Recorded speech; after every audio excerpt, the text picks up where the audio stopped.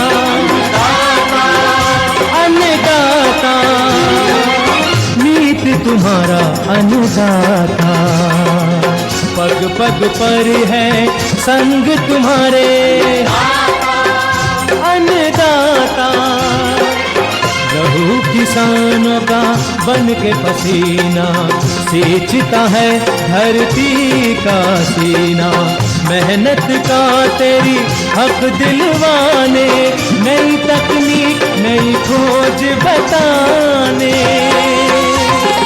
पशुधन को गुणवान बनाना, पौध सुरक्षा को सिखलाना, खेती के सब गुर समझाने, भारत का सरताज बनाने।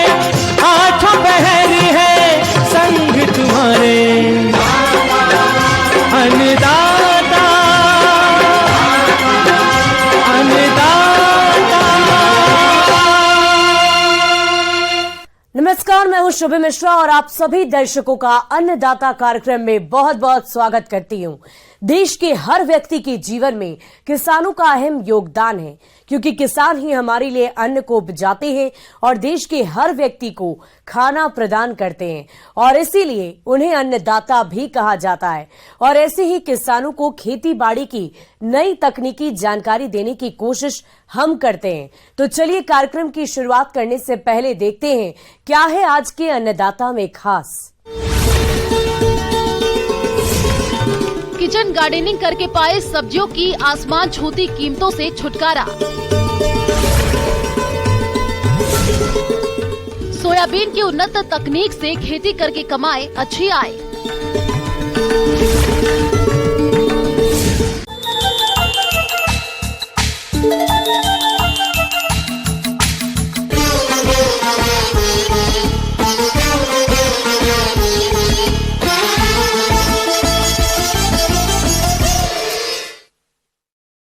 किसान भाइयों, आज सब्जियों के भाव आसमान छू रहे हैं। सब्जियां महंगी होने से घर का बजट बिगड़ रहा है, लेकिन यदि आप अपने घर पर ही सब्जियों को उगाए तो सब्जियों पर हो रहे खर्च से तो बच सकते ही हैं, साथ ही ताजी और रसायन मुक्त सब्जियों का खाने में आनंद भी ले सकते हैं। आज हम आपको निशाकांत चतुर्वेदी से मिलवा रहे हैं, जो किचन गार्डनिंग पर जानकारी दे रहे हैं। तो आइए मिलते हैं इन्हीं से।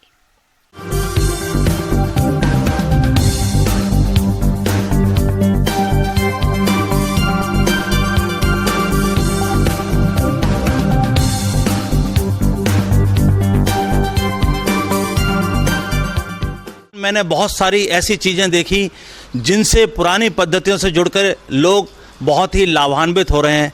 जैसे कि पुराने ज़माने में हमारे घरों में होता था, बेल वाली फसलें, लौकी, टिंडा, तोरई, सेम, ये हम लोग घर की दीवारों पर लगा लेते थे, छप्पर के ऊपर लगा लेते थे, जिससे कि हमें ज़रूरत के हिसाब से हमेशा सब्जियां मिलती थी। इस चीज़ को हमने समय के साथ साथ खो दिया, जबकि हमारा देश कृषि प्रधान देश है। अगर हम आज भी उसी पुरानी पद्धति पे आएँ तो हमें बहुत सारा फ़ायदा हो सकता है। पिछले कोरोना काल में देखने को आया कि आदमी घरों के अंदर बंद होकर रह गया। खाने के लिए सब्जी बाज़ार से आ रही थी और कहीं मिल रही थी तो उसके ज़्यादा पेस्टिसाइड बहुत था। आजकल आदमी घरों में रह के डिप्रेशन का शिकार हो जाता है। तो अगर हम घर के अंदर रूफटॉप गार्डनिंग करते हैं, शहरों में या गांव के अंदर आप छोटे सा किचन गार्डन बना के अगर हम सब्जियां लगाते हैं, तो जो सरकार आजकल स्कीम चला रही है कि किस तरह से महंगाई कम की जाए, उस महंगाई को आप अपने स्तर पे भी कम कर सकते हैं। बहुत महंगी महंगी सब्जियां जो बाज़ार में नई आने पर मिलती है, उसको आप अपने लेवल पे अपने घर में लगा सकते हैं। बहुत से लोगों को बागवानी का शौक होता है, लेकिन पेड़ पौधे लगाने के लिए उनके पास पर्याप्त जमीन नहीं होती। ऐसे में उनके लिए किचन गार्डनिंग एक बेहतरीन विकल्प है। किचन गार्डन लगाकर आप ताजे फल सब्जियां तो उगा ही सकते हैं, साथ ही बाजार से जो फल सब्जियां खरीद कर लाते हैं उनके खर्च को भी कम कर सकते हैं। आप अपने घर के आसपास या फिर घर की छत पर किचन गार्डन कम लागत में आसानी से लगा सकते हैं। किचन गार्डन में आप मौसम के अनुसार सब्जियों को जैसे टमाटर, पालक, मूली, गाजर, मिर्च, लौकी, पालक, मेथी, गोभी, बैंगन, हरी पत्तियों के लिए धनिया भी लगा सकते हैं। इन सब्जियों के अलावा फलों में पपीता, केला, नींबू, अमरूद लगाया जा सकता है। किसान के पास इतना सुविधा नहीं होता है कि वो 1-2 एकड़ जमीन के ऊपर प्रोटेक्टेड फार्मिंग कर पाए, लेकिन हाँ, आपके पास ये सुविधा है कि आप 4 बेल 2 बेल अपने घर के पास लगा सकते हैं और उसमें आप अपनी फसल को उगा सकते हैं। इसका सबसे बड़ा फ़ायदा ये होगा कि हर आदमी अगर इस तरह सब्जियां अपने घर में उगाने लगेगा तो आपका मंथली बजट अपने आप कम हो जाएगा। आपको खाने के लिए पेस्टिसाइड के बिना सब्जियां मिलेंगी, आपका स्वास्थ्य अच्छा होगा। और जो आजकल सोसाइटी में लोग डिप्रेशन का शिकार हैं, वो डिप्रेशन के शिकार नहीं रहेंगे, क्योंकि किसी भी चीज़ को उगते हुए देखने से आपको खुशी महसूस होती है। इन सब के अलावा जो हमारी हेल्थ रिलेटेड इलनेस हो गई है, हमें डायबिटीज़ होना शुरू हो गया है, या जिसको हम लोग शुगर बोलते हैं, तो अगर हम घर में रह के थोड़ा बहुत इस तरह की कृषि क्रियाएं करते हैं, गुड़ाई करते हैं, हाथों को बार बार बेल चढ़ाने के लिए ऊपर उठाते हैं, इसी चीज़ को देखने के लिए छत पर बार बार देखने जाते हैं, तो हमारा शरीर भी स्वस्थ होता है। किचन गार्डन आपके घर पर ताजे फल और सब्जियों को उगाने का एक शानदार तरीका है। किचन गार्डन में फल सब्जियों को लगाने के बहुत से फायदे हैं। पपीता, केला, नींबू, अमरूद की वृक्ष पर्यावरण को प्रदूषित होने से रोकने में महत्वपूर्ण भूमिका निभाते हैं। परिवार के सदस्य किचन गार्डन में आवश्यकता से अधिक शाक सब्जियां पैदा कर आर्थिक लाभ भी प्राप्त कर सकते हैं। घर के चारों ओर खाली भूमि का सदुपयोग कर सकते हैं। मनपसंद की सब्जियों को आसानी से उगा सकते हैं। सब्जियों को खरीदने में जो खर्च हो रहा है उससे बच सकते हैं। सब्जी खरीदने के लिए कहीं पर भी जाना आना नहीं पड़ेगा। घर के व्यर्थ पानी और वेस्टेज का सदुपयोग कर सकते हैं। बाजार से खरीदकर लाई गई शाक सब्जियों की तुलना में घर पर लगाई गई शाक सब्जियां अधिक स्वादिष्ट और रसायन मुक्त होती हैं। इन सभी लाभों को देखते हुए आप भी अपने घर पर शाक सब्जियों को लगा सकते हैं और घर पर तैयार ताजा फल और सब्जियों का आनंद ले सकते हैं। तो मेरी आप लोगों से अपील है कि देश के हित में, अपने हित में आप किचन गार्डन कीजिए और रूफटॉप गार्डन कीजिए। देखिए, आप अपने बच्चों को जोड़िए, कितना अच्छा लगता है, उनको भी पता चलेगा कि प्रकृति को किस तरह बचाया जाता है। धन्यवाद।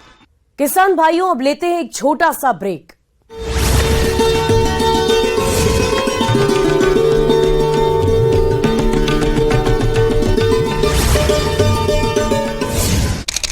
गांव संतुलन खो बैठा है। मनोरोग चिकित्सक और साइकोलॉजिस्ट की टीम इस बच्चे का इलाज कर रही है। घर वालों के मुताबिक ऑनलाइन पढ़ाई के लिए इस बच्चे को मोबाइल फोन दिया गया था। सावन के महीने में शिव भक्तों का उत्साह देखते ही बनता है। जहां शिवालयों में श्रद्धालुओं का तांता लगा रहता है,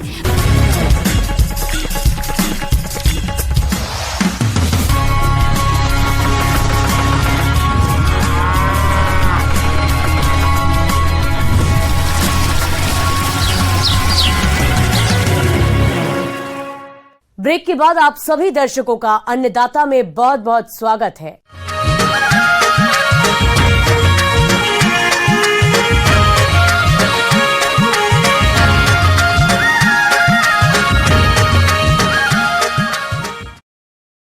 अपने राज्य में सोयाबीन की खेती दक्षिणी पूर्वी भाग में बड़े पैमाने पर की जाती है और जैसा कि राज्य में बारिश का दौर चल रहा है, ऐसे में जिन किसानों ने अभी तक सोयाबीन की बुआई नहीं की है, वे किसान बिना देरी किए सोयाबीन की बुआई कर सकते हैं। अगर आप भी सोयाबीन की खेती करने जा रहे हैं तो इसकी कौन कौन सी उन्नत किस्मों का चयन करें और किस प्रकार से करें सोयाबीन की खेती, ताकि आने वाले समय में आपको सोयाबीन की फसल से अधिक पैदावार मिल सके, इस बारे में जानकारी दे रहे हैं कृषि वैज्ञानिक डॉक्टर अरविंद कुमार सिंह।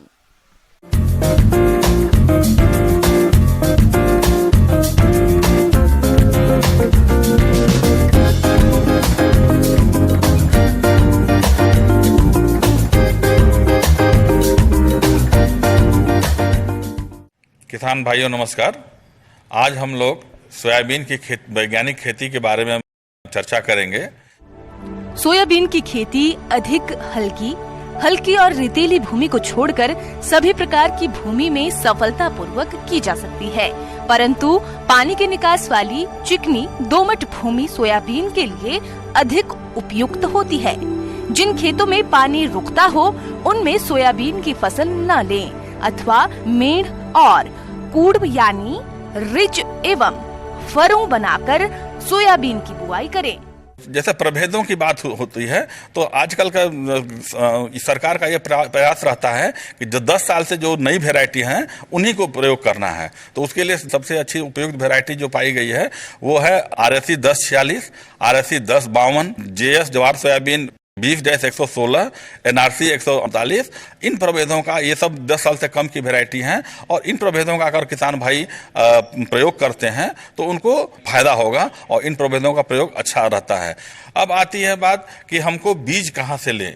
तो सबसे उपयुक्त जगह है कि जैसे कृषि विज्ञान केंद्र है आपके नज़दीक या कृषि विश्वविद्यालय है या कोई भी ऐसा स्टोर जहां से आपको पक्की रसीद मिलती हो, उन्हीं स्टोर से आपको बीज खरीदना है ताकि आपको कोई धोखा ना हो और आगे चल के कोई परेशानी नहीं हो। जहाँ तक इसकी बुआई के लिए बीज की दर की बात है तो दाने के आकार के अनुसार बीज दर भिन्न होती है।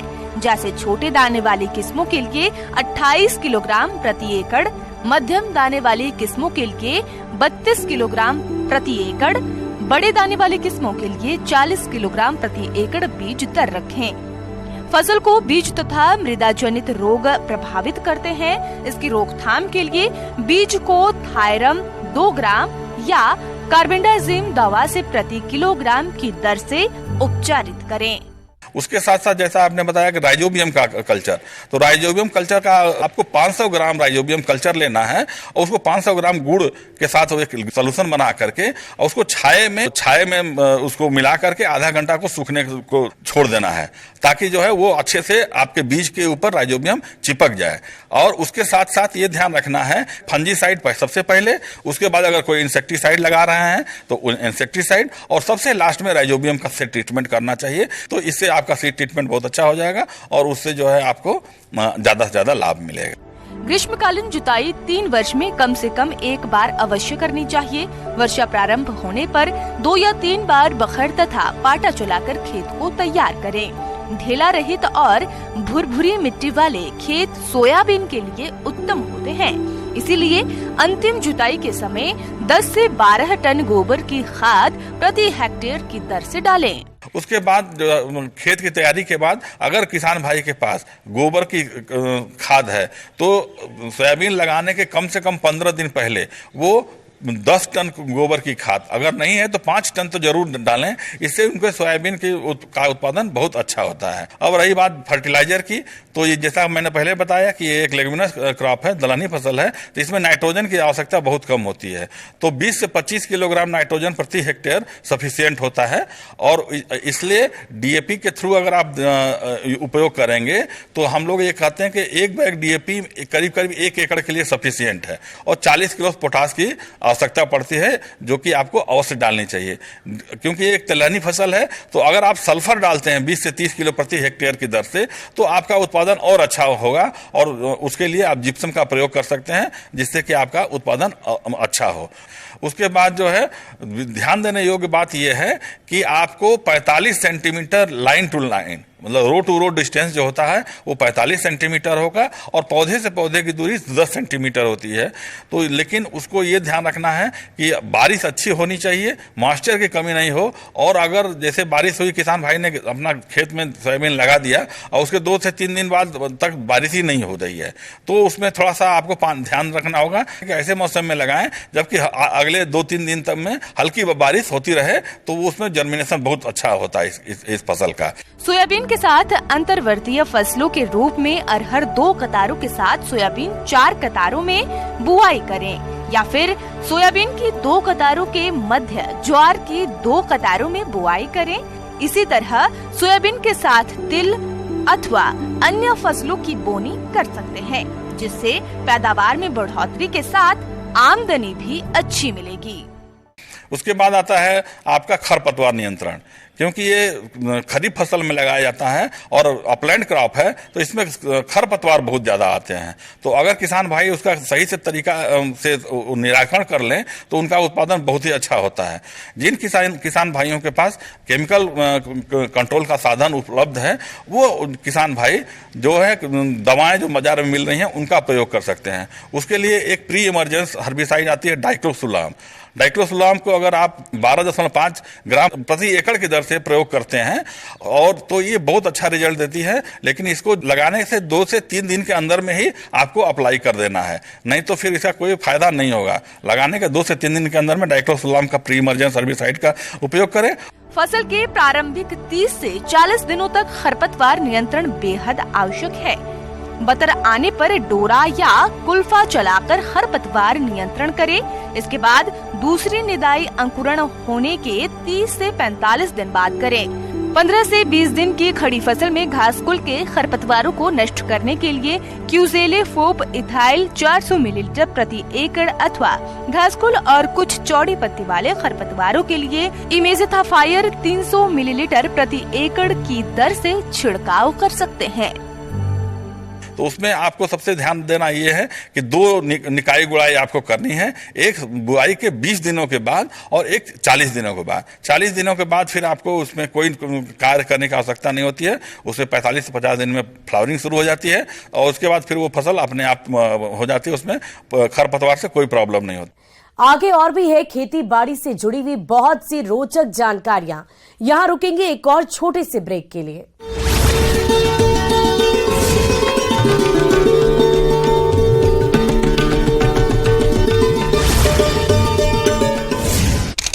गांव, शहर, पथ की अद्भुत छटा मन मोह लेती है। हर हर महादेव बम बोले के जयकारों से धरती गगन गुंजायमान रहते हैं।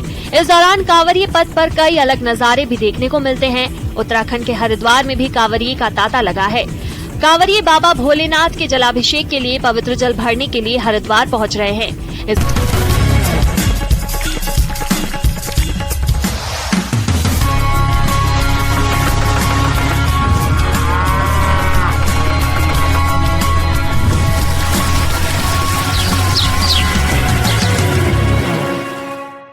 ब्रेक के बाद एक बार फिर से आप सभी दर्शकों का अन्नदाता कार्यक्रम में स्वागत है।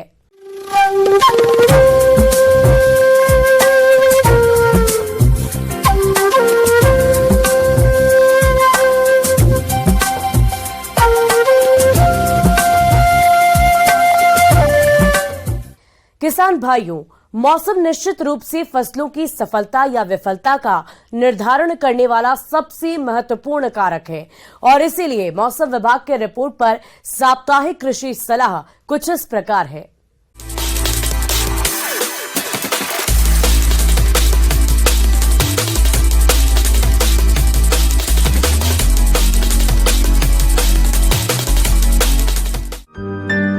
ग्रामीण कृषि मौसम सेवा, भारत मौसम विज्ञान विभाग, स्वामी केशवानंद राजस्थान कृषि विश्वविद्यालय बीकानेर राजस्थान द्वारा भेजे गए मौसम पूर्वानुमान रिपोर्ट के आधार पर जिला गंगानगर और इसके आसपास के जिलों के किसान भाइयों को सलाह दी जाती है कि आगामी 4 दिनों के दौरान हल्के से मध्यम बादल छाए रहने के साथ हल्की बारिश होने की संभावना है। इन 4 दिनों में अधिकतम तापमान 38 से 40 डिग्री सेल्सियस और न्यूनतम तापमान 26 से 28 डिग्री सेल्सियस तक रह सकता है। वहीं हवा की औसत गति 21 से 29 किलोमीटर प्रति घंटे की औसत गति से चलने की संभावना है। ऐसे में इन क्षेत्रों के किसान भाइयों को सलाह दी जाती है कि यदि बीटी या नरमा कपास में सफेद मक्खी दिखाई दे तो खेतों का नियमित निरीक्षण करें व आर्थिक हानि स्तर की स्थिति में नीम आधारित निम्बेसिडिन 5 मिलीलीटर तरल साबुन की 1 मिलीलीटर प्रति लीटर पानी में मिलाकर कीटनाशकों का छिड़काव करें। आगामी मौसम पूर्वानुमान को देखते हुए स्प्रे न करें।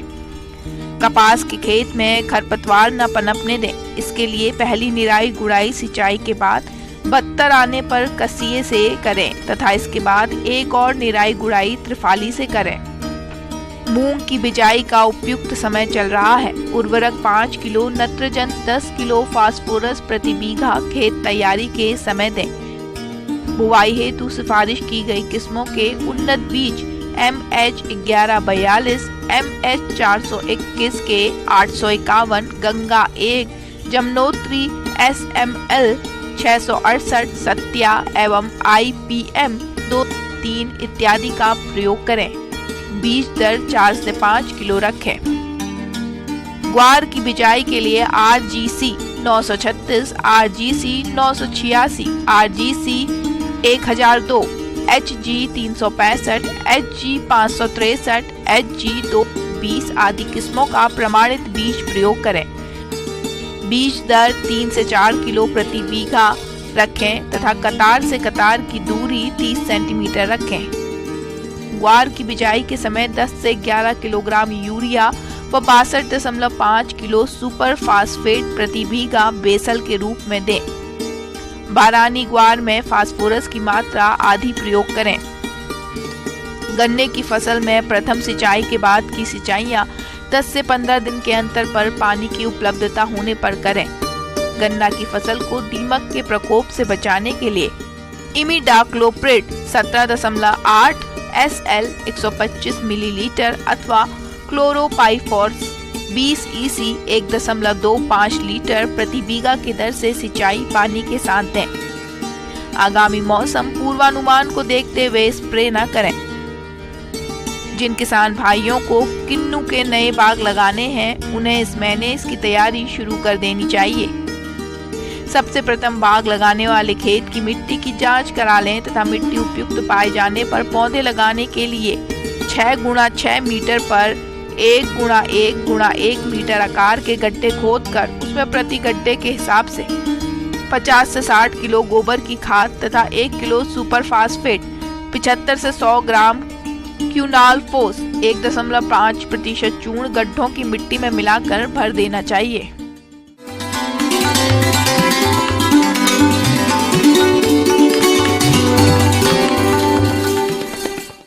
अब समय हो गया है प्रदेश के किसानों द्वारा अन्नदाता निःशुल्क फोन के माध्यम से पूछे गए समस्याओं के समाधान का।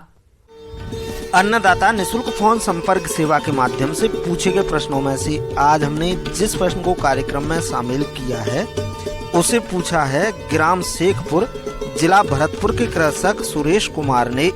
आप आम और अमरूद के फलों की उन्नत किस्मों के बारे में जानकारी चाहते हैं तो सुरेश कुमार जी आपकी जानकारी के लिए प्रस्तुत है कार्यक्रम का ये अंश।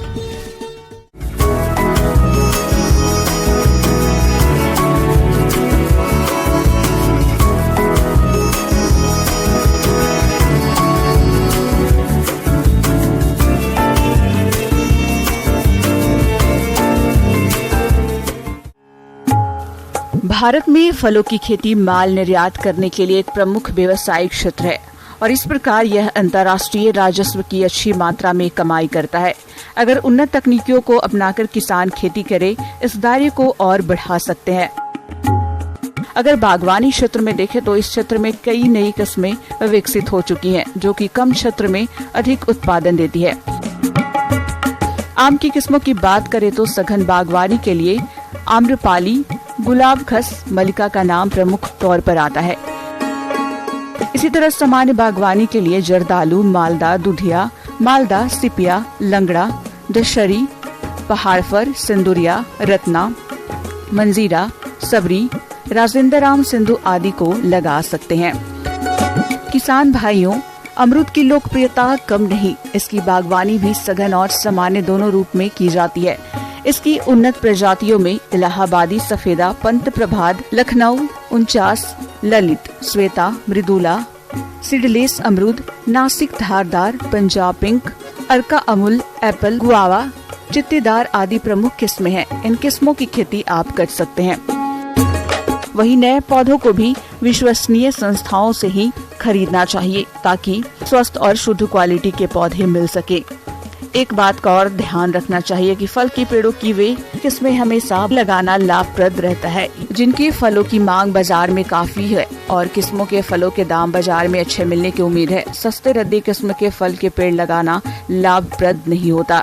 इसलिए किस्मों के चुनाव के लिए उद्यान विभाग के कर्मचारी से राय लेकर बाग लगाना ठीक रहता है।